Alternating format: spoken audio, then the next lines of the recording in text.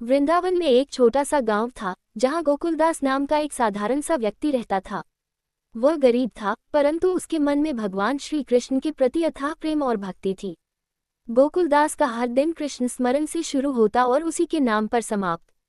उसके घर में ज्यादा कुछ नहीं था, बस दीवार पर लगी एक छोटी सी बांसुरी बजाते कान्हा की तस्वीर, जिसके सामने वह रोज दीप जलाता, तुलसी अर्पित करता और प्रेम से भजन गाता।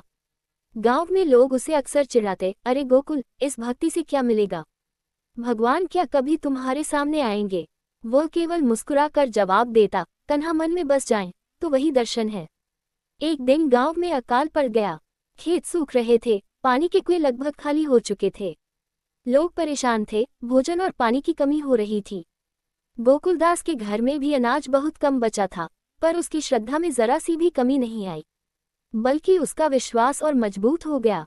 वह रोज कृष्ण से प्रार्थना करता, कान्हा, तू चाहे परीक्षा ले ले, पर मेरे विश्वास को मत डगमगाने देना।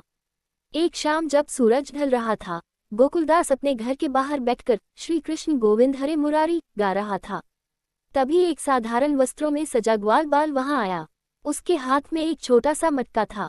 उसने कहा, भैया, मैं रास्ता भटक गया हूँ, बहुत प्यास लगी है, थोड़ा पानी मिलेगा? गोकुलदास के पास पानी बहुत कम था, पर प्रभु सेवा को सबसे ऊपर रखते हुए उसने मटके में बचा हुआ आखिरी पानी उस बालक को दे दिया।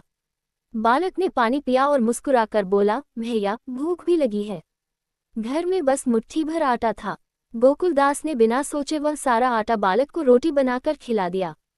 बालक ने संतोषपूर्वक खाया और विदा लेते समय कहा, आपकी भक्ति बहुत प्यारी है भैया, चिंता मत करना, कृष्ण आपके साथ हैं। अगली सुबह गोकुलदास जब उठा तो उसने देखा उसका छोटा सा आटा रखने वाला घड़ा पूरा भरा हुआ था। पानी का घड़ा भी लबालब था। उसके घर में ताज़ा फल और दूध भी रखा था। वह समझ गया कि जो ग्वाल बाल आया था वह और कोई नहीं, स्वयं श्री कृष्ण थे। उसकी आंखें भावनाओं से भर गईं। वह दौड़कर बांसुरी वाले चित्र के सामने बैठ गया और रोते रोते बोला, कान्हा, तुम सच में आ गए। मैंने तो कुछ नहीं दिया था, बस प्रेम दिया। मानो भीतर से आवाज आई, भक्त का प्रेम ही मेरा सबसे बड़ा प्रसाद है। जिसने अपने पास जो था प्रेम पूर्वक दे दिया, उसने मुझे पा लिया। वृंदावन के उस छोटे से गांव में आज भी लोग कहते हैं, जो कृष्ण को सच्चे दिल से पुकारता है, उस तक प्रेम के वेश में स्वयं कृष्ण पहुंच जाते हैं। ये कथा हमें सिखाती है कि सच्ची भक्ति में शक्ति होती है। भगवान को भव्य मंदिरों की नहीं, एक सच्चे और निर्मल हृदय की आवश्यकता होती है।